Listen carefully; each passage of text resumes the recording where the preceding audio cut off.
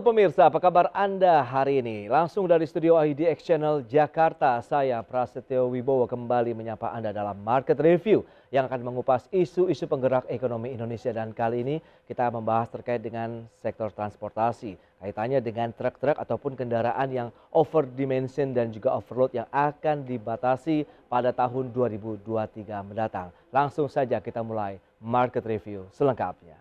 Ya, Kementerian Perhubungan tetap akan menghentikan semua operasional truk yang melanggar aturan overdimension dan juga overloading atau odol mulai tahun 2023 mendatang. Kebijakan zero odol tersebut diterapkan untuk mencegah kerusakan jalan dan kecelakaan lalu lintas. Kementerian Perhubungan menyatakan pemerintah bakal menghentikan semua operasional truk yang melanggar aturan overdimension dan overloading atau odol. Penerapan zero odol ini menurut rencana bakal diberlakukan pada tanggal 1 Januari 2023.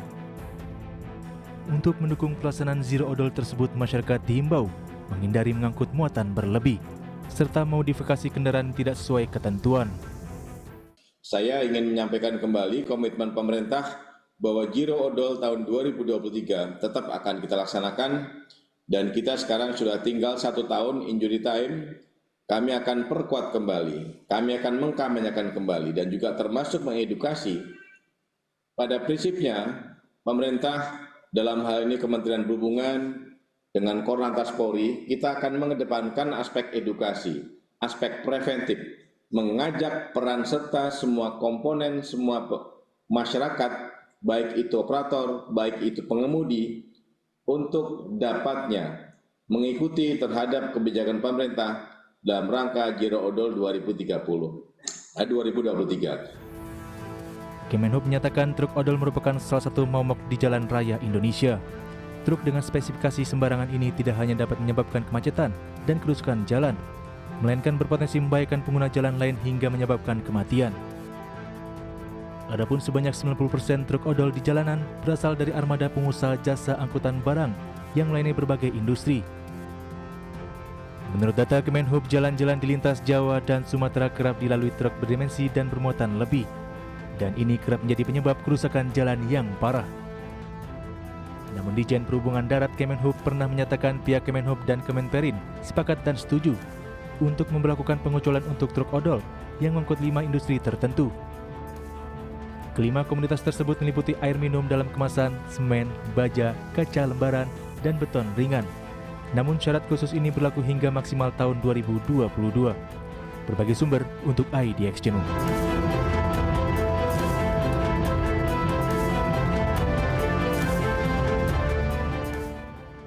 Baik pemirsa, untuk membahas tema kita hari ini, kebijakan zero odol segera diterapkan pada tahun 2023. Kita sudah tersambung melalui Zoom bersama dengan Bapak Gemilang Tarigan. Beliau adalah Ketua Umum DPP Asosiasi Pengusaha Truk Indonesia Aptrindo.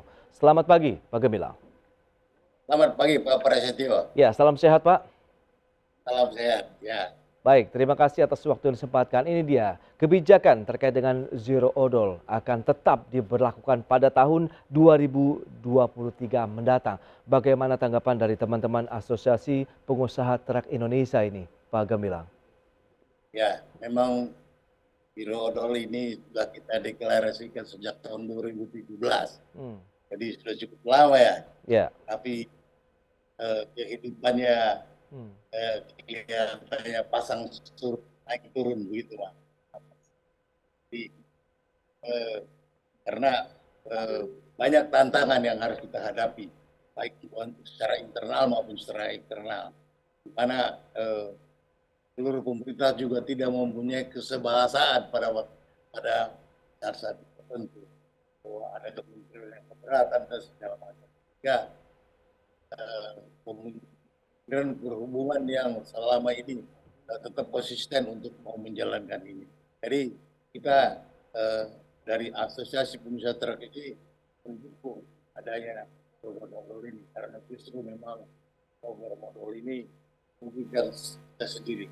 Tetapi program ini kalau diteruskan tanpa pengawasan yang menyeluruh, ini akibatnya kami yang seperti ini beradu bawah. Jadi baiknya pemerintah lebih tegas dan lebih punya komitmen yang sama untuk melaksanakan program itu, Mas. Baik, jadi memang secara umum Aptrindo mendukung, tapi yang penting pada saat implementasinya ini adalah konsistensi, kemudian keseriusan dan reward punishment yang jelas dan tegas begitu ya Pak Gemilang, sehingga benar-benar efektif pada saat diterapkan, Pak Gemilang. Ya, betul. Terutama ini kan banyak sekali kementerian lembaga yang akan terlibat di dalamnya. Oke. Tapi kami ini adalah sebagai pengusaha truk yang mendapat muatan daripada pemilik barang.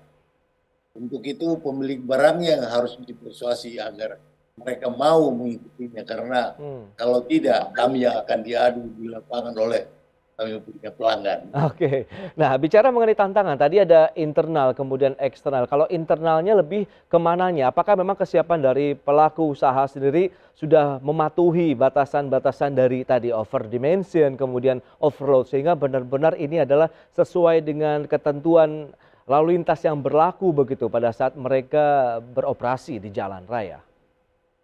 Nah, di sini persoalannya begini, Mas. Pengusaha truk ataupun pemilik truk ini ada 3 hal di lapangan di sini sebagai secara garis besar. Pertama, pengusaha truk yang memang berbisnis mengusahakan angkutan barang dengan menggunakan truk, yaitu plat kuning. Oke. Ditandai plat kuning. Tapi ada juga plat hitam. Plat hitam ini yang jadi abu-abu persoalannya, karena mereka sebagai mengusahakan truk juga tapi memiliki barang juga. Jadi dia punya barang juga. Jadi dia yang paling menentang terhadap ini. Kemudian yang tanpa plat itu adalah truk yang ada di daerah-daerah off-road yang tambangan segala macam. Nah, ketika kita berjalan di jalan raya ini menjadi kompleks persoalan. Oke. Pengusaha truk ini lebih suka untuk tidak melakukan karena keselamatan dan keawetan daripada truknya sendiri. Nah, tetapi yang penting dia dibayar dengan wajar, dengan ongkos yang wajar, karena dia berusaha di situ. Tetapi kalau pengusaha truk yang memiliki barang sendiri, dia keberatan untuk melakukan tertib ataupun penerapan odol ini ya? Ya, dia mengusahakan bahwa diangkut sebesar-besarnya karena itu mendapatkan ongkos yang tepat. Nah, ini persoalan. Ketika dia berangkat membawa barang miliknya sendiri, kembalinya ini diangkutnya juga barang orang lain. Nah, ini yang menjadi pesaing kita. Ini persoalannya. Baik. Itu yang menjadi tantangan. Sehingga kalau tidak ada suatu kebijakan atau pengawasan yang begitu masif, sehingga tidak mungkin lagi odol melintas ataupun tidak ada celah, maka tentunya semuanya akan Oke. Pak Gemilang, tapi kalau kita lihat dengan pengusaha truk ataupun kendaraan yang plat kuning, kemudian plat hitam dan tanpa plat tadi, apakah juga berada di naungannya Aptrindo, Pak, sejauh ini?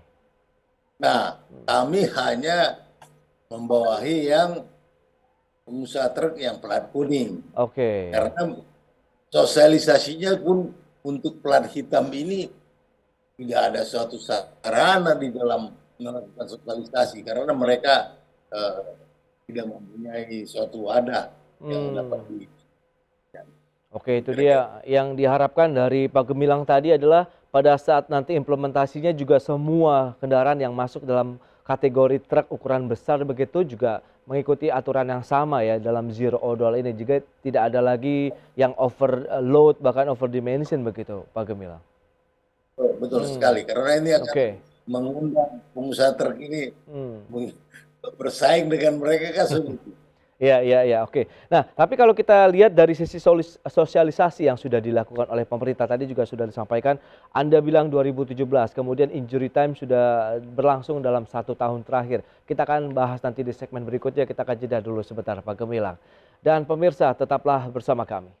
Ya, terima kasih Anda masih bergabung bersama kami dalam Market Review. Dan berikut ini kami sampaikan infografik terkait dengan jumlah truk begitu yang ada di Indonesia. Ini berapa banyak sih yang beroperasi? Kita akan cermati bersama seperti yang Anda saksikan di layar televisi Anda. Ya, ini dari tahun 2016 sampai dengan 2021.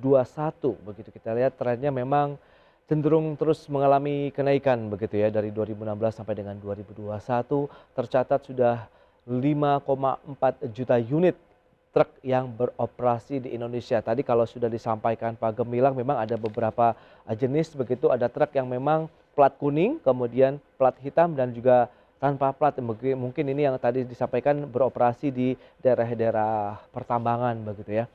Baik, kemudian ada 5 provinsi dengan jumlah truk terbanyak. Ini mana saja?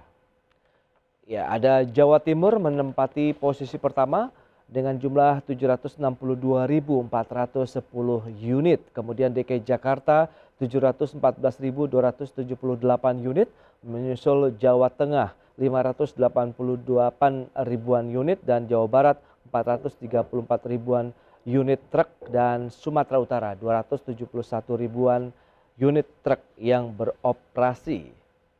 Dan selanjutnya kita akan cermati upaya untuk penanganan kendaraan overdimension overload ini.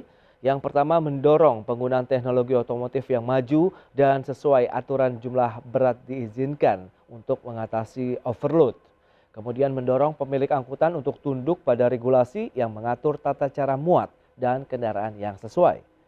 Kemudian mengoptimalkan upaya pengawasan dan penindakan melalui unit pelaksana penimbangan kendaraan bermotor dan mewujudkan penyelenggaraan pengujian berkala kendaraan bermotor yang baik. Itu dia, kita akan lanjutkan kembali perbincangan bersama dengan Bapak Gemilang Tarigan. Baik, Pak Gemilang, kita akan lanjutkan kembali. Kalau kita cermati dengan sosialisasi sebelum kita membahas terkait dengan data yang sudah disampaikan, bagaimana? Apakah sudah cukup masif dan efektif hingga ke semua pelaku usaha truk di Indonesia sudah mengetahui aturan ini? Kalau dari sudut pengusaha truk yang bergabung dengan asosiasi truk khususnya yang plat kuning, mereka pasti sudah semuanya tersosialisasi. Oke. Tapi saya khawatir truk-truk yang plat hitam ataupun yang ada di desa-desa yang tidak bergabung dengan asosiasi, mungkin bagi mereka persoalan ini tidak tersentuh sosialisasi. Itu Mas. Oke, berarti memang ini harus terintegrasi dari pusat sampai dengan daerah. Mungkin peran dari Dinas Perhubungan daerah pun juga harus cukup optimal ya Pak? Ya, saya kira itu. Karena memang kewenangan Pemda terhadap jalan-jalan yang mereka persiapkan di provinsi yang selama ini yang banyak mengalami kerusakan dan eksisten itu adalah merupakan tanggung jawab Pemda. Saya kira Pemda harus berupaya bagaimana mensosialisasikan kebijakan ini. Oke, lantas. Namun kita ketahui sekarang bahwa kendaraan-kendaraan yang datang ke ibu kota maupun ke Pulau Jawa ini atau kota-kota besar itu datangnya dari daerah-daerah semua. Iya, oke. Ya. Nah, tadi juga sudah disampaikan datanya, jumlah truk di Indonesia per 2021 sudah 5,4 juta unit. Kemudian yang terbanyak di wilayah Jawa Timur, kemudian DKI Jakarta dan Jawa Tengah. Ini kalau kita lihat mobilitasnya sendiri, ini apa ya Pak? Bisa dikatakan cukup aktif ya Pak ya? Mereka lalu lalang tadi, mereka dari satu daerah ke daerah yang lain. Iya, karena memang kalau kita lihat peta industri di negara kita ini bahwa 65% itu adanya di Jawa Barat. Padahal kita lihat tadi jumlah kendaraan di Jawa Barat adalah nomor 3 terbesar. Jadi bahkan cuma separohnya dari Jawa Timur kan gitu ya. Dari Jawa Timur, dari Jawa Tengah dan dari Jakarta memasuki wilayah Jawa Barat. Terutama di daerah mulai dari Bekasi sampai ke Cikampek sana, sampai ke Subang. Saya kira itu. Baik. Jadi Kalau kita lihat dari upaya penanganan kendaraan odol tadi, ini adalah mendorong penggunaan teknologi otomotif yang maju. Kemudian pemiliknya harus tunduk juga terhadap regulasi dan mengoptimalkan pengawasan dan penindakan nih di unit pelaksananya sendiri. Anda melihat sejauh inilah Pak, paling tidak Anda bisa kasih gambaran juga ini kepada pemirsa bagaimana dengan aturan yang berlaku untuk kendaraan truk yang beroperasi di jalan raya, jalan nasional ataupun provinsi.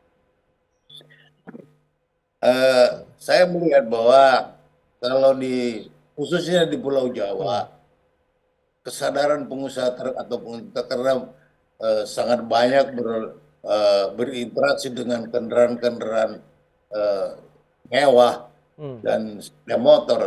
Ini cukup tinggi sebetulnya kalau di Pulau Jawa saya lihat. Oke. Tetapi kalau saya lihat di luar Pulau Jawa ini tentunya kendaraan-kendaraan yang itu berlomba-lomba untuk melakukan overdimensi Hmm. dan terutama kalau kita lihat di daerah Jambi saat ini truk-truk yang mengangkut batu bara dengan muatan yang melebihi kapasitas yang luar biasa. Ini saya kira sangat mengkhawatirkan saya lihat gitu Mas. Oke. Nah, kalau kita cermati dengan kondisi yang ada, berarti memang bukan bagiannya dari Aptrindo ya, kalau kita bicara mengenai plat di luar plat kuning begitu Pak Gemilang? Ya, karena kita pengusaha yang kita tidak bersentuhan, bagaimana kita mau Hmm. mau melakukan sosialisasi pun pengaruh untuk Oke. melakukan influence, padahal kita nggak Iya, berinteraksi iya. dengan mereka. Baik, tapi sejauh Karena ini, ya, silakan. memang saat ini regulasi untuk menjadi pengusaha truk ini sangat lebih mudah dengan plat hitam, jadi tidak ada Oke. kontrol sama sekali. Ya.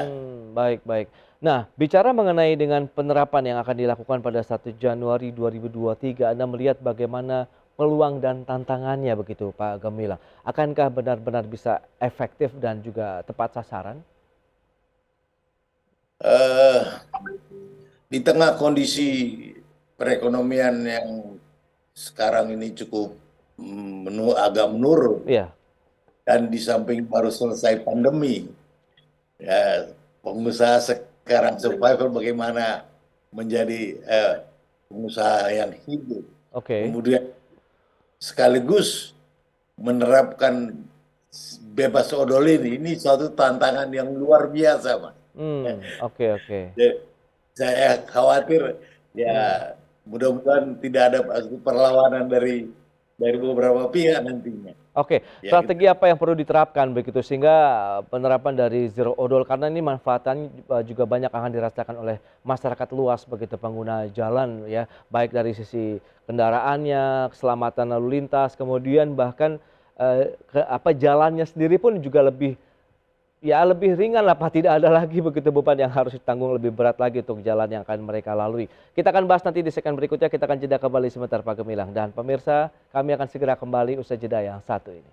Baik, pemirsa kita lanjutkan kembali perbincangan bersama dengan Bapak Gemilang Tarigan, Ketua Umum DPP Asosiasi Pengusaha Truk Indonesia Prindo. Ya ini menarik kalau kita bicara mengenai tadi dengan aturan yang ada begitu, upaya-upaya dan dukungan tadi sudah disampaikan Aprindo bahwa siap mendukung aturan zero odol begitu pada tahun 2023 mendatang. Nah lantas kita akan cermati dari sisi bisnisnya dulu nih, di tengah pemulihan ekonomi, kemudian lalu lintas barang juga ini sudah mulai normal kembali. Bagaimana Pak kalau kita cermati dari sisi tingkat persaingannya di bisnis angkutan truk ini?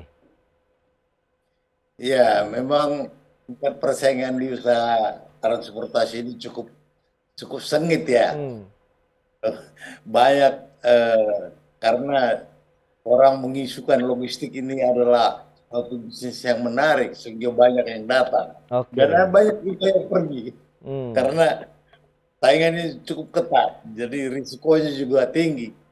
Nah, di sini perlu satu ketahanan berusaha karena hmm. eh, saingan yang begitu besar, terutama datang dari tera-tera ini mulai dari asing itu sudah mulai datang, mereka menginvestasi dengan Oh ya, duit yang besar. Ya, jadi eh, ini yang saya kira yang mengkhawatirkan sekali buat kita, di mana kita ini sekarang kan produktivitasnya rendah karena jalan macet kan begitu ya, sehingga bongkar muatnya juga agak lama, sehingga produktivitas kita rendah. Nah, inilah yang harus disikapi dengan eh, eh, kebijakan-kebijakan internal dan penggunaan teknologi informasi yang baik yang dapat Oke. produktivitas perusahaan sendiri. Hmm. Tapi kan kalau kita bicara mengenai sektor logistik ini juga menjadi perhatian dari pemerintah begitu, bahwa presiden bahkan menyoroti kalau kita bicara dwelling time begitu di pelabuhan, kemudian juga itu kaitannya dengan bongkar muat dan lain-lain, dan sudah mulai menerapkan teknologi yang seperti Anda katakan tadi, teknologi informasi, sehingga pengaturannya juga akan lebih efektif dan efisien. Tapi bagaimana Anda melihat, apakah ini menjadi godaan tersendiri pada saat kita ingin mendapatkan cuan yang lebih tapi tidak bisa melanggar lah aturan dari zero odol ini, Pak Gemilang? Ya, ini karena kalau ini masalahnya kan persaingan yang tidak sehat di dalam zero odol ini. Kalau Hmm, kita bawa muatan standar lalu kemudian ditawarkan oleh pesaing kita odol dan dia bisa lewat, kan tentunya kita kan harus juga ikut. Kalau nggak ikut karena harus kita eh, jadi penonton. Nah, itu ah, terutama. oke, Nah, jadi di sini adalah perlu ketegasan pemerintah dalam ini.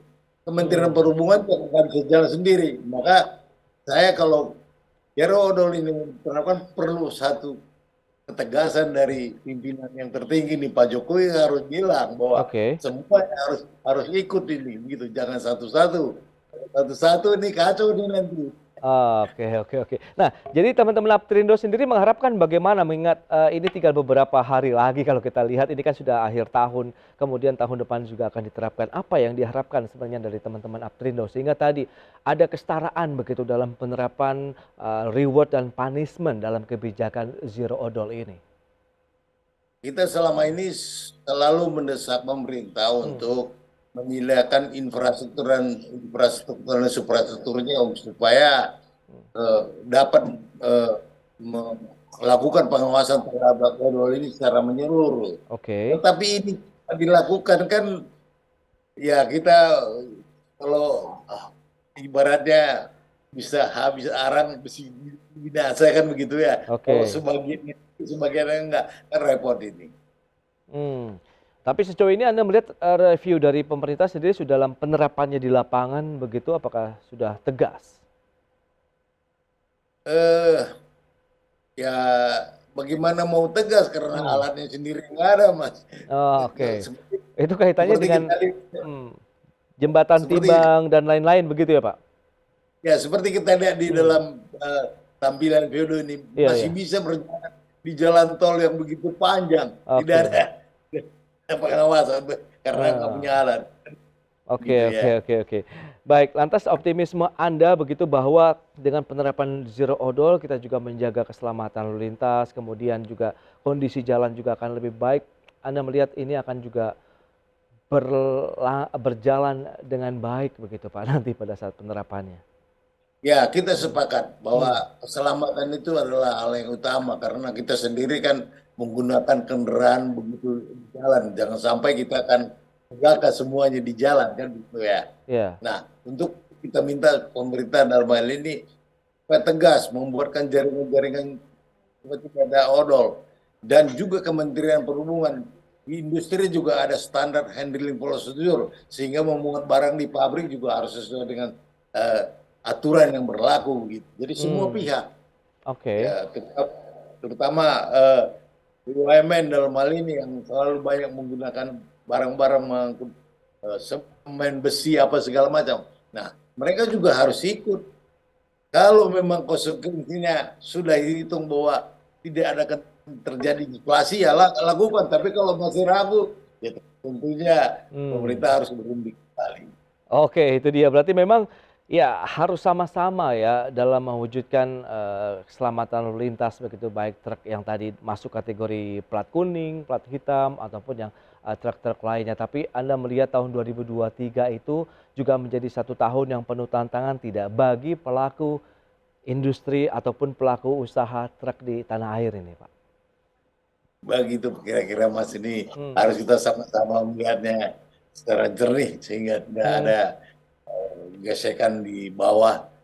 Ini harus kita betul-betul siapkan dengan matang dengan komitmen yang ada, integritas yang tinggi supaya bisa terlaksana. Baik, itu dia. Semoga nanti untuk penerapan zero odol pada tahun 2023 mendatang bisa berjalan dengan lancar dengan dukungan dari teman-teman Aptrindo dan juga tadi kesetaraan dan bagaimana reward punishment juga harus konsisten dan komitmen yang kuat begitu ya, juga bisa ditindak secara tegas sehingga mereka bisa mendapatkan ya sama-sama lah pada saat mereka mendapatkan hukuman, kemudian juga bisa mendapatkan reward yang diberikan oleh pemerintah terhadap pengusaha truk di Indonesia. Pak Gimilang, terima kasih banyak ini atas waktu dan sharing yang Anda berikan untuk pemirsa. Selamat melanjutkan aktivitas Anda kembali. Salam sehat, Pak Gimilang. Selamat pagi.